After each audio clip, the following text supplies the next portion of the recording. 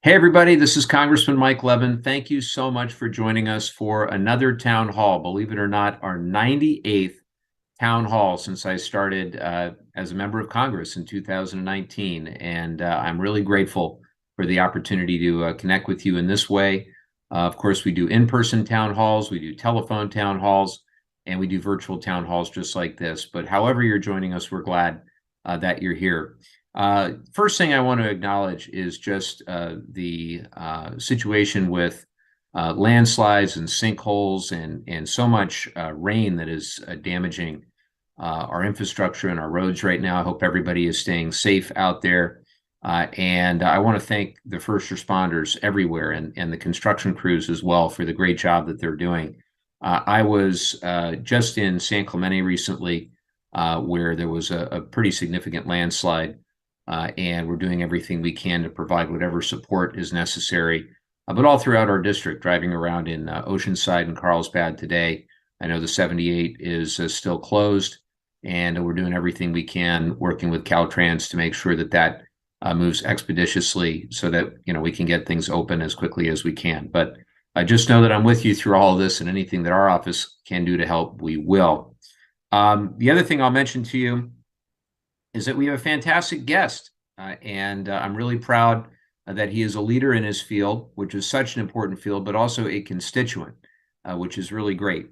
Ari Matusiak is the co-founder and CEO of Rewiring America, which is really the leading electrification nonprofit in the United States, focused on electrifying our homes, our businesses, our communities, and among other things, he has been a great champion for those of us in Congress interested in this transition to a more sustainable future. We now have the Electrification Caucus, and I'm a proud member of that. And Ari, thank you so much for being here. It's great to see you. Well, thank you so much for having me. It's wonderful to be here.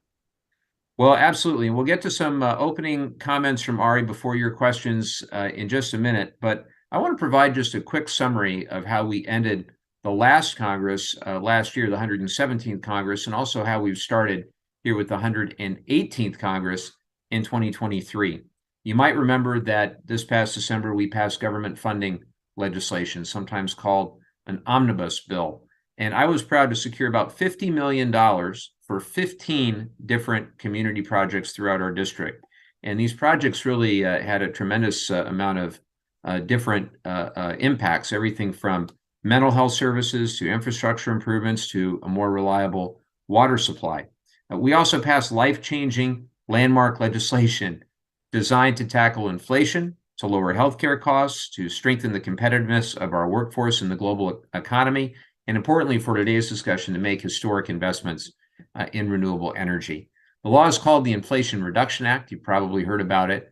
And in just a moment, Ari will be discussing some of the benefits and the savings that the law will provide for you and for your family, specifically with regard to clean energy.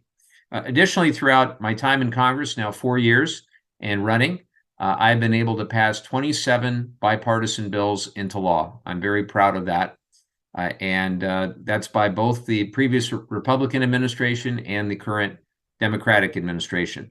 And we're going to continue that work to identify the challenges that our constituents have, and to work with anyone across the aisle who's committed to our district, committed to our shared desire to see positive change. And right now we're working on several pieces of bipartisan legislation related to veterans issues, climate change, environmental protection. And so far this year, I've introduced 4 bipartisan bills on a variety of issues, including funding for our county veteran service officers. I was actually just with our local veteran service organizations. I have a quarterly meeting with them and was just speaking with them earlier this afternoon. Also preparing our country for the next pandemic.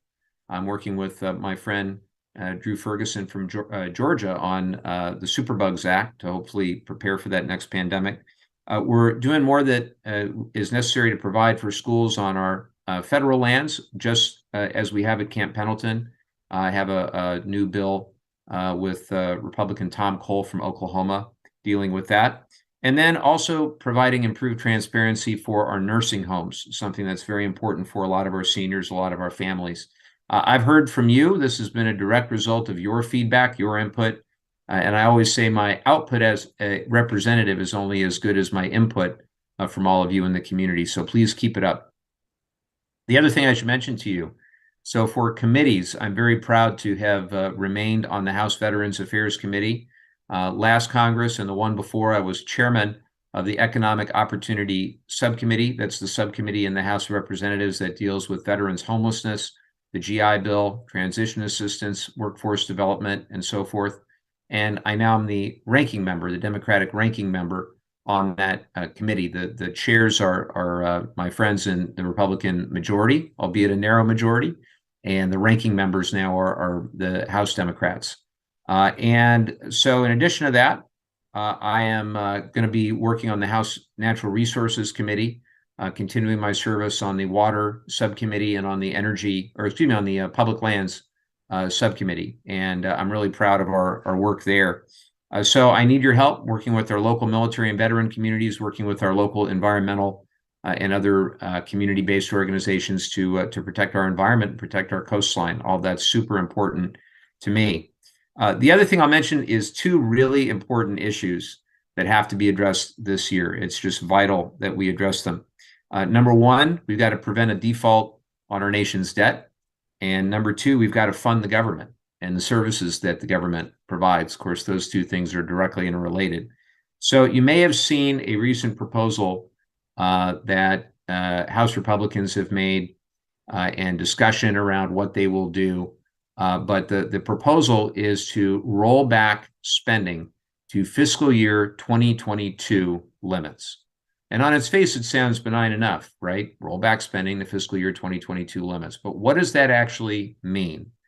We were very fortunate that the different agencies, everybody from defense to Treasury to energy, they all put forward the actual data of what that would mean. What real world implications would there be if House Republicans got their way and rolled back spending levels to fiscal year 2022?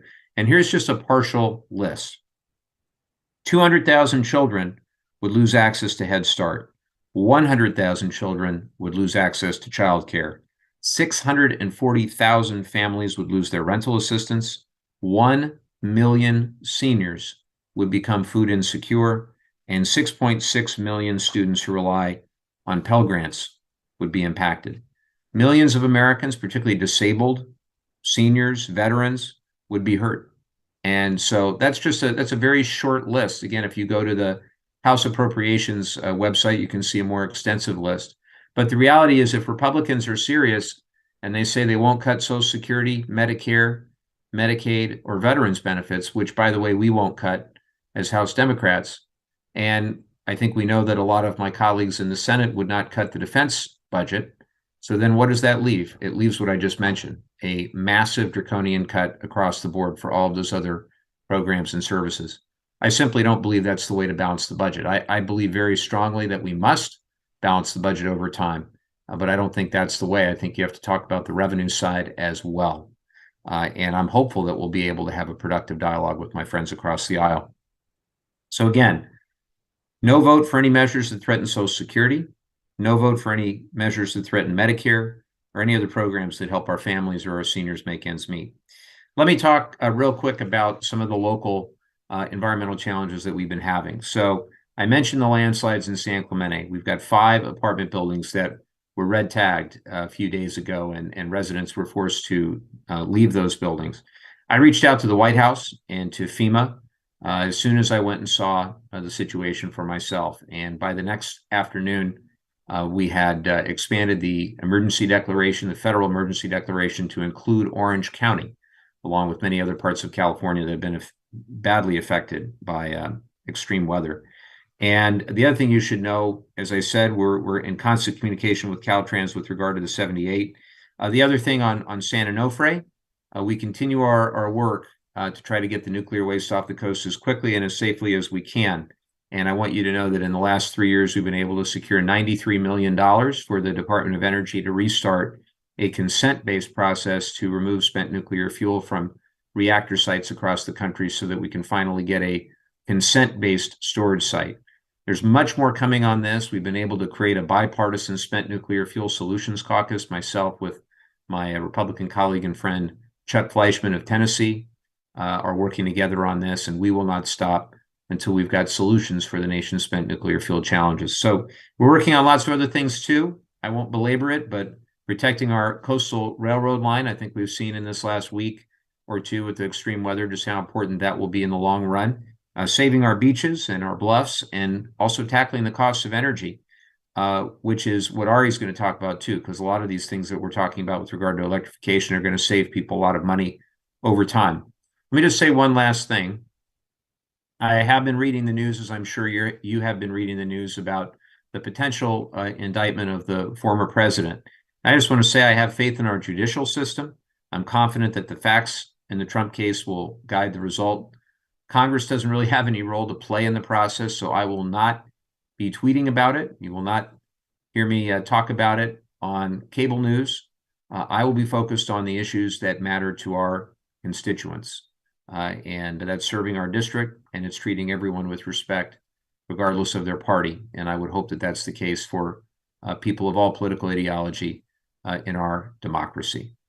And look, these are challenging times. I readily admit and acknowledge these are challenging times, but I believe I was sent to Washington, D.C. to do the work of this district. I think representative is not only my job title, it is my job description. And that's what I am going to continue to do for everyone in our district, whether you supported me or didn't. I am going to do all I can to serve as your representative. So with that, I'm going to turn it over to my friend Ari for your opening comments. Ari, thanks for joining us. Well, thank you so much for having me, Congressman Levin. It's wonderful to be here and to not have to go very far, both because it's a virtual town hall and also because I'm here in San Diego. So it's great all the way around. As you said in your very kind introduction, I'm the co-founder and CEO of an organization called Rewiring America, which is focused on electrifying everything in our economy, and really starting with our households and our communities. And the reason for that is pretty simple. It's because it turns out that 42% of our energy-related emissions in this country come from decisions we make around our kitchen tables. What kind of cars we drive, how we heat the air and water in our homes, how we cook our food, how we dry our clothes, and where the energy comes for all of those things. In fact, there are 1 billion machines across 121 million households that are tied to those kitchen table decisions. And they all need to be installed or replaced as electric over the next couple of decades in order for us to have any chance of hitting our climate targets. Now, the good news is really twofold here. First is that electrifying our machines, it turns out, is a great way to save money on our energy bills and improve our overall quality of life. The average American household, by our analysis, would save $1,800 a year on their energy bills if they cleanly electrified all of those machines. And that is in the context of a country where 49% of Americans don't even have $400 for an emergency savings event. So it's a material amount of money.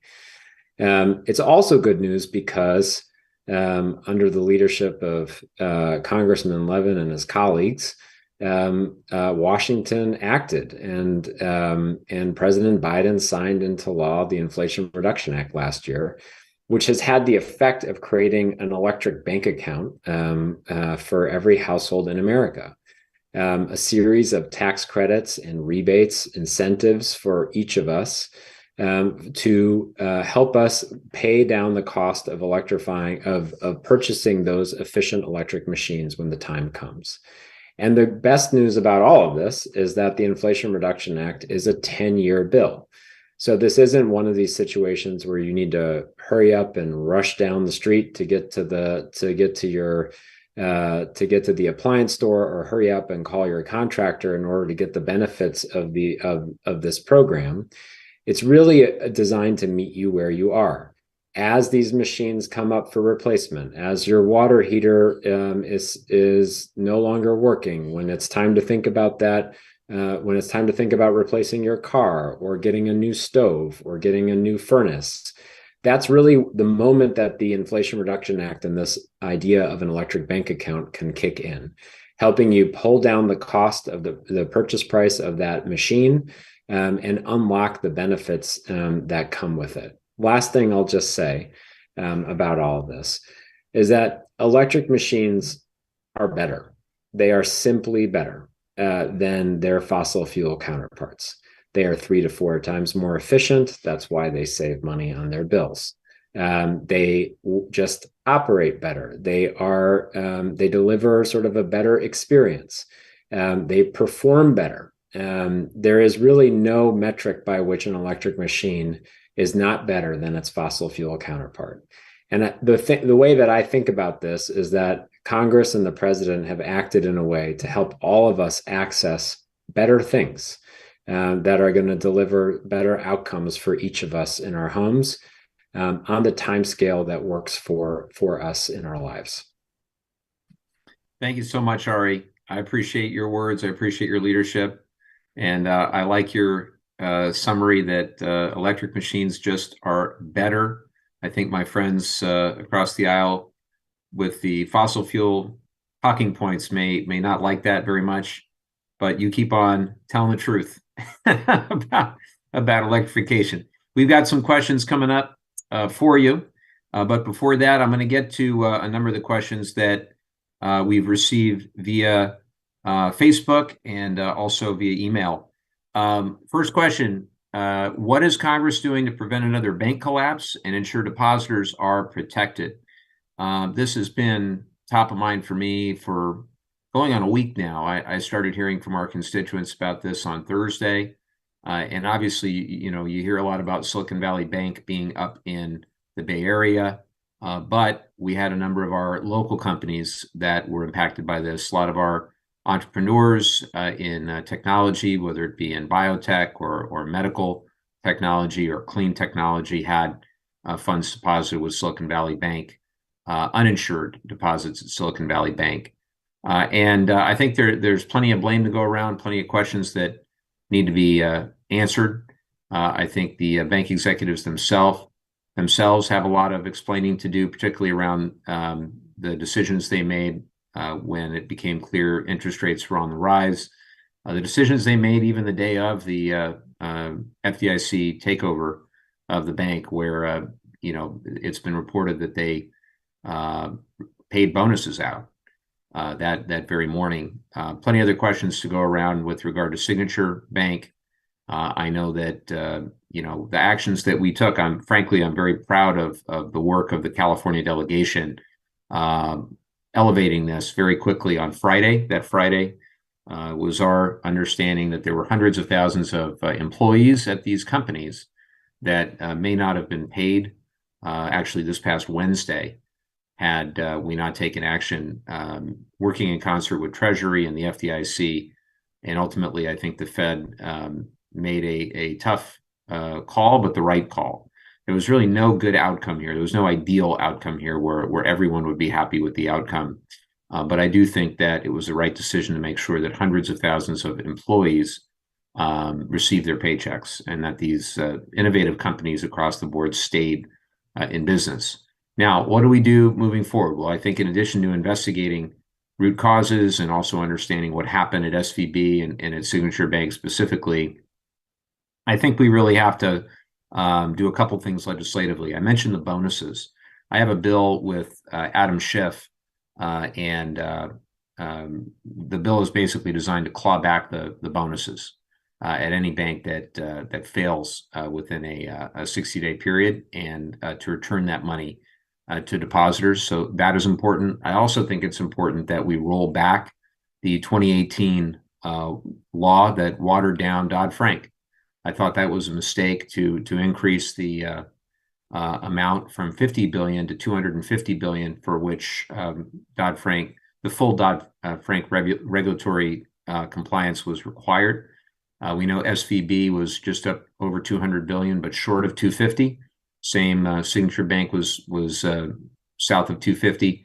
And we know that 2018 law, will maybe not determinative of the outcome here, really did. It certainly didn't help that those two banks were not subject to the full Dodd-Frank scrutiny. I will also say that we have to investigate the regulators themselves to make sure that they were doing everything possible to oversee these banks. We in Congress pass laws that require the regulators to act, and we have to make sure that that was done. So I think the main thing is that we've got to do all we can to stabilize the banking system in the United States, and hopefully that's happening in Europe as well. I've been following the Credit Suisse UBS news very closely as well. But just know that I'm very proud of the colleagues in California for stepping up on this issue. Next one is what is your view regarding the Russian warplane that struck a U.S. drone over the Black Sea on March 14th? So I watched this very carefully. The video, the General Atomics MQ-9 is manufactured here in San Diego. And I've actually visited the manufacturing facility. I had an opportunity the other day to speak to the executive team at General Atomics and get their perspective. And obviously we need to ensure, number one, that we state as clearly as we can that the Russian actions were unacceptable, unprofessional, unsafe, and ultimately could lead to an unintended escalation of conflict. It seems as though they were inadvertent in that if you wanted to take down a drone, it certainly is not the way that it was hitting the propeller is certainly not an effective way to go about doing that.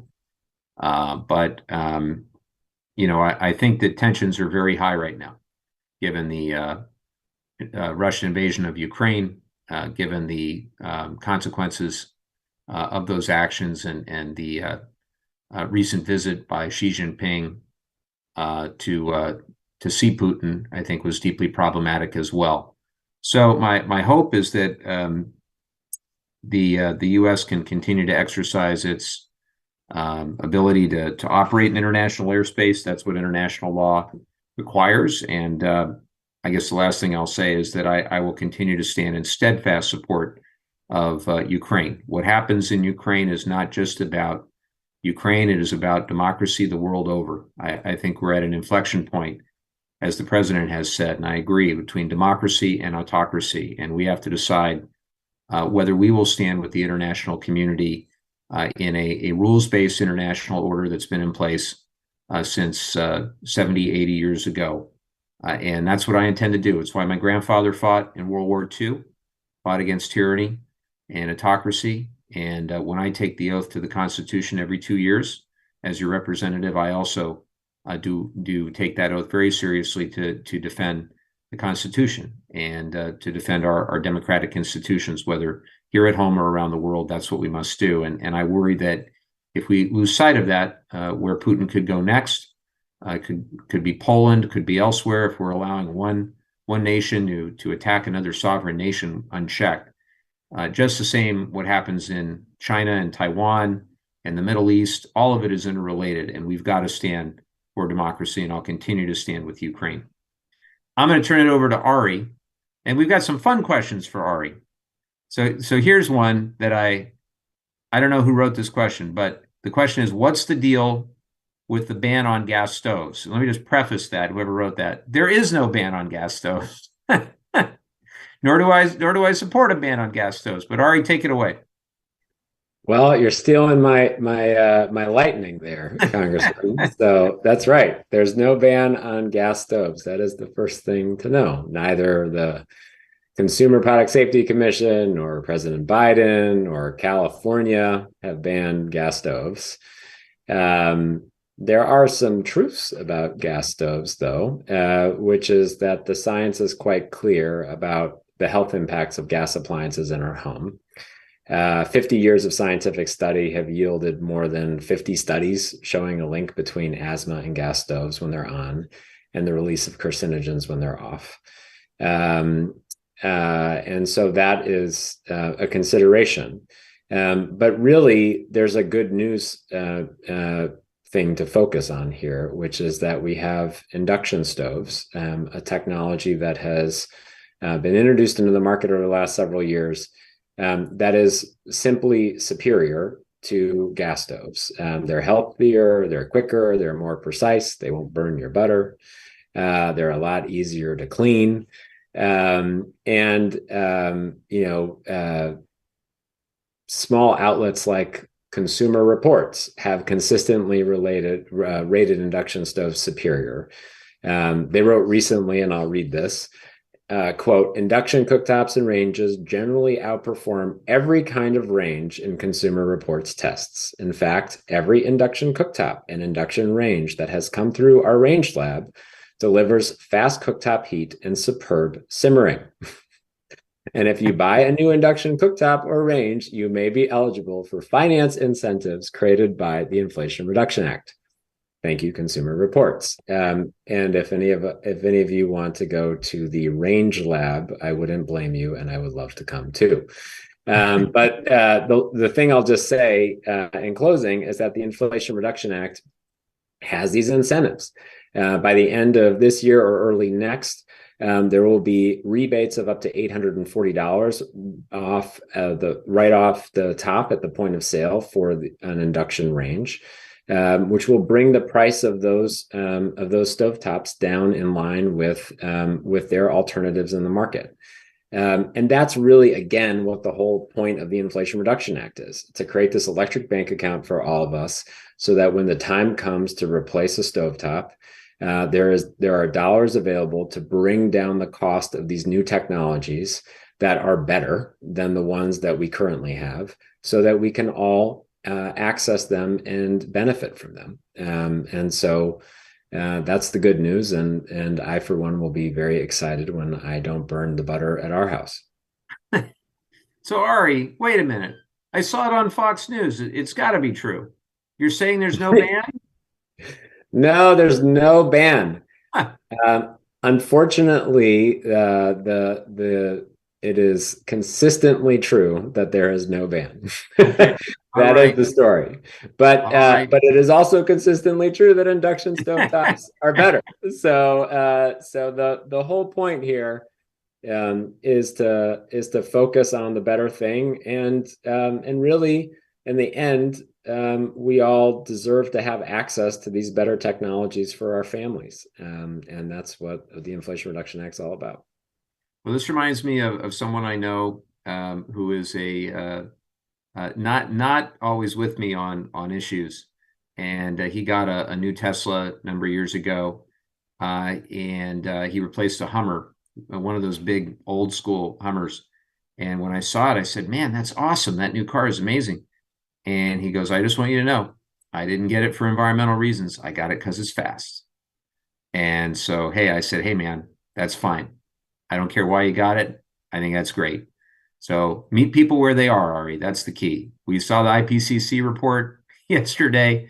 Very, very difficult negative comments from the UN in terms of our keeping global temperatures at a reasonable threshold.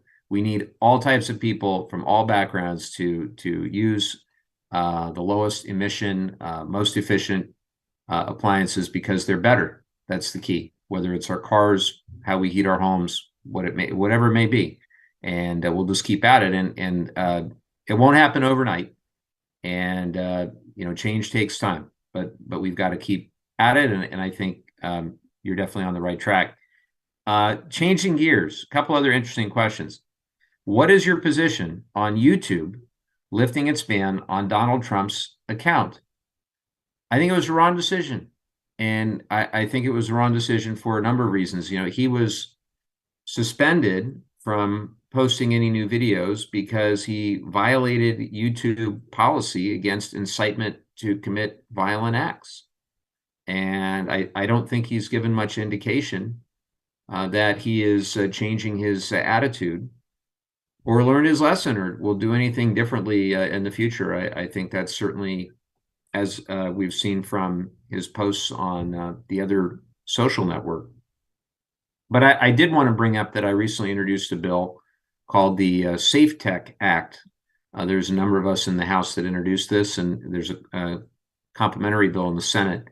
And that would limit Section 230 liability protections for social media companies in certain situations, things that are particularly egregious. And I continue to believe that these companies, the Facebooks and Twitters and so on, should not get a free pass for enabling harmful conduct or illegal conduct. We've got to do what we can. And again, I think there is a bit of a bipartisan Venn diagram here in terms of our feelings around reform for social media, but often the politics get in the way of that. And a lot of people like to hear themselves scream and yell on cable news or tweet in all caps about these things. So we'll just keep at it. Next question, what are you doing to address the state and local tax deduction cap, the SALT cap?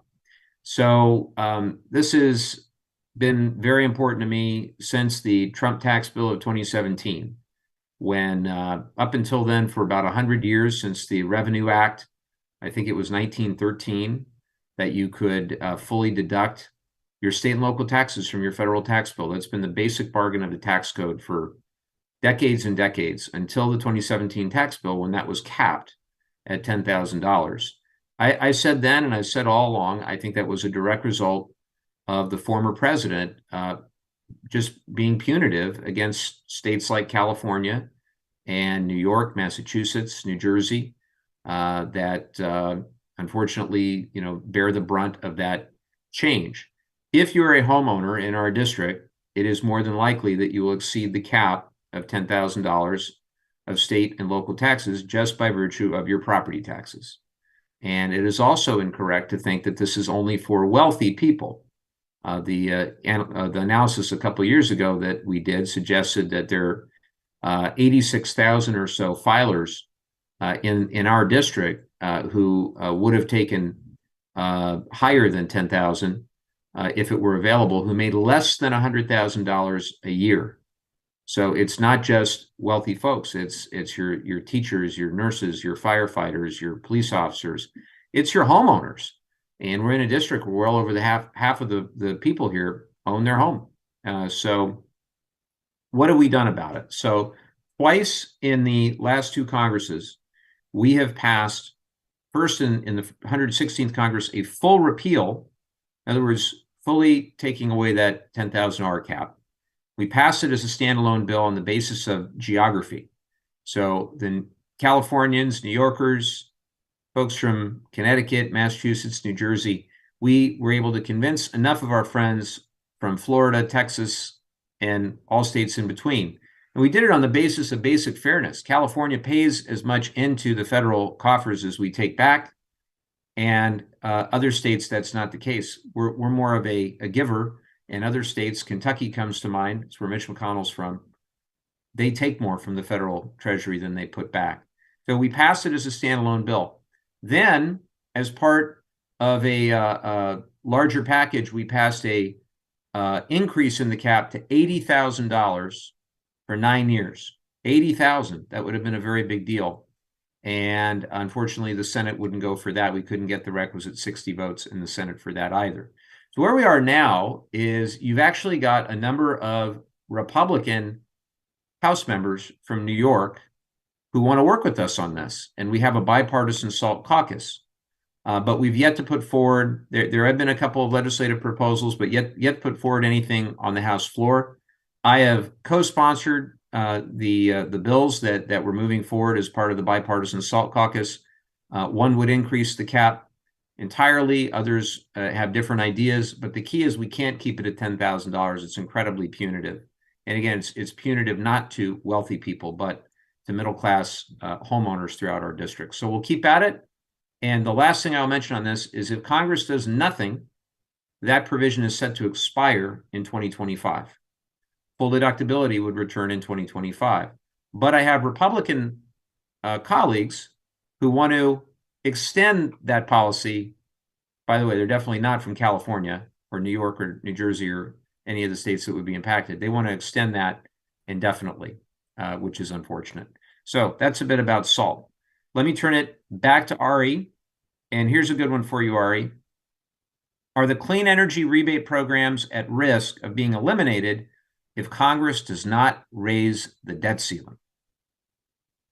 Well, I think a lot of things are at risk if Congress doesn't raise the debt ceiling. So, as one example might be the full faith and credit of the United States. Uh, so so we have to, as someone who worked in the Obama administration and the Obama White House when some of these debates were going on back in the day, I remember very vividly the how intense those back and forths could be. But the basic fact of the matter is that Congress should vote to pay for the debts that we've already voted to commit the nation to. And so that's first and foremost. But the thing that I would say related to the Inflation Reduction Act more broadly is that it comes down to each of us making a plan for how we're going to access those dollars. And to again tie it to our day-to-day lives, so that we can gain access to these better machines that can help us save money, that can be more help us have more comfortable experiences in our homes, and just generally more peace of mind. So the tax credits, they're in place now, and you can access those tax credits for everything from electric cars to rooftop solar and storage to heat pumps, to heat your the air and water in your homes, and also actually, since heat pumps are also air conditioners, to serve as an air conditioner for your home, as well as for breaker boxes, the circuit breakers that you might have in your basement or on the side of your home, depending on where you live. And those tax credits are in place now. By the end of the year or early next year, these upfront rebates will be eligible, will kick in for those who are eligible, for those same machines, as well as for induction cooktops and heat pump clothes dryers, weatherization, and other things. And so really, the best thing about the Inflation Reduction Act is that it is a durable policy. And as long as we're committing to doing the basic things that government has already committed to doing, these policies will be available for all of us. And then we launched a calculator on our website at rewiringamerica.org, which anyone can access. It is right there on the homepage, where you can get access by just typing in your zip code, the number of people who live in your home, whether you rent or you own, and your household income. You can get a sense very quickly of what you are eligible for inside of the Inflation Reduction Act. And not only what you're eligible for, but you can also learn a bit more about each of these machines, how they work, how they might benefit you, why they are better than the fossil fuel machines that you might have in your homes today. And so you can get all of that information along with other materials at rewiringamerica.org. But the basic upshot is, as long as we're all fine, we should be fine. Thank you for that, Ari. You brought up the debt ceiling, and there is a question here. What is the latest update on the debt ceiling? So let me spend just a minute with that. I wish I had more of an update for you. I can tell you that it's deeply frustrating that Kevin McCarthy and the House Republicans do not seem to agree on what they want. And it makes it incredibly difficult to negotiate when the other side can't agree. And there's no consensus. I know, reading from public reports, I don't have any great insight into the Republican conference, but it seems as though there are a variety of factions that want different things, different concessions and so forth. But we all saw and heard the President's State of the Union address, where it became very clear where we stand. We're not going to do anything that jeopardizes Social Security or Medicare. And the Republicans seem to agree, at least on that night, that they wouldn't either. So again, you take Social Security, Medicare off the table, you take Medicaid off the table, veterans benefits. In our House Veterans Affairs Committee hearing the other day, it was very clear from the chairman, the Republican chairman of the committee, Mike Bost of Illinois, who's a good guy. Mike and I get along very well, but it was very clear that they do not stand for cutting veterans benefits as part of a debt ceiling agreement. So you also have, as I mentioned before, Republican senators, there's no way they're going to cut defense. They've said so. So that leads to that draconian 22% or more across the board if that's the direction that they want to go. And we just can't let that happen. Some of you may know the name Mark Zandi. Mark is chief economist at Moody's. He's a friend of ours. We've had him already on the podcast and on the Zoom town hall.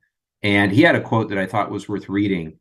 He testified before the Senate Banking Committee earlier this month. He said, and I quote, "The U.S. economy could quickly shed 1 million jobs and fall into recession if lawmakers fail to raise the nation's borrowing limit before the federal government exhausts its ability to pay its bills on time.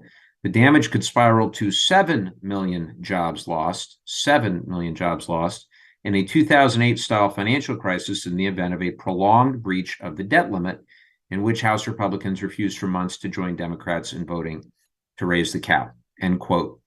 You may recall in 2011, the last time that we almost went off the cliff with regard to the debt ceiling, just the threat forced increased borrowing costs by about I believe it was 1.6 billion, 1.6 billion, just in increased borrowing costs because the nation's credit rating went down as a result of the threat of a default. So we recently wrote to Speaker McCarthy. Hopefully he got our letter. We said, please do not do this. Do not hold the full faith and credit of the United States hostage when you don't even know what it is that you want on your side. Now, of course, we didn't write it in exactly those words, but we asked for a clean vote, and look, we want to debate spending and revenues. I think there is a good debate to be had. I agree. We got a bipartisan briefing from the Congressional Budget Office a couple of weeks ago when I was last in DC, talking about the 10-year projections and potential that we're going to add 10, 15 trillion dollars to our nation's debt in the coming years. And we can't allow that to happen. We've got to do everything we can to try to balance the budget. But the proposals that are being provided by Republicans, where they would continue the Trump tax plan, which would continue to add trillions of dollars to the debt, where they don't want to raise 1 cent of revenue. They don't want to do anything to increase corporate rates. They don't want to do anything to even bring the marginal rates back to where they were under President Obama. Just one example of this. Under President Obama, corporate tax rate was 35%. Under Trump, it went all the way down to 21%. Even Republicans at the time, many of them thought that was too low. So in the original Build Back Better proposal, we wanted to increase it back to 28%. Again, went from 35 to 21. This would just bring it halfway back to 28. Republicans said no. So even Joe Manchin agreed, and Mitt Romney and others were open to 25% corporate rate. Republicans said no, even to that. So we managed to do the Inflation Reduction Act only by having a 15% minimum corporate tax on huge corporations, but with a variety of other smaller revenue raisers, but without increasing that corporate rate, without even increasing the top marginal rate, which we talked about bringing it back to 39.6, which is what it was under President Obama. So where we are in the next decade, I think, depends on whether we're going to be realistic about taxes and revenues in addition to spending. Unfortunately, we're pretty far apart, and I see no end in sight as it stands. And I'm hopeful that my colleagues are going to be a little bit more reasonable in the coming weeks as it becomes clearer and clearer the consequences of their actions or inaction on the U.S. economy. Next question, which is related. What are your thoughts on President Biden's recent budget request? So I thought it was an excellent proposed budget. And the old expression is your budget is a statement of your values. I think it was very clear what President Biden values: investing in people, investing in communities, growing the economy from the middle out and the bottom up rather than from the top down. And unfortunately, we don't have a Republican plan to compare it to because they haven't provided one yet. Jody Arrington, the chairman of the House Budget Committee, Republican from Texas. Jody's actually a friend of mine. He and I worked on veterans bills together, a couple of which are now the law of the land. But on this one, Jody hasn't provided a budget. I don't blame him. I think it's a reflection of the disorganization of the House Republican Conference. I hope they're able to come together and actually say publicly what they stand for and put it down on paper, and let's have an honest debate about competing visions, competing priorities for the future. But as of yet, we've got the president's statement. Again, it would reduce deficits over the next 10 years by about $3 trillion. And then we've got what we think a majority of Republicans would support, continuing the Trump tax policies, which would increase the deficit by $3 trillion. I have to, last thing I'll say on this, Ari, I have to say that the last two times that we reduced the deficit, we had Democrats as president. We had Barack Obama, who cut the deficit in half, and we had Bill Clinton, who the last few years of his presidency actually balanced the budget. And unfortunately, for all the talk of Republican fiscal responsibility, that hasn't been backed up by evidence. You go back to President Reagan racking up debts then, trickle-down economics that didn't trickle down. Go to President H.W. Bush, go to, that preceded Clinton. Go to W. Bush, of course, racked up trillions of dollars. Now we're 20 years since the second Iraq war, and we see the result of that and other decisions that were made.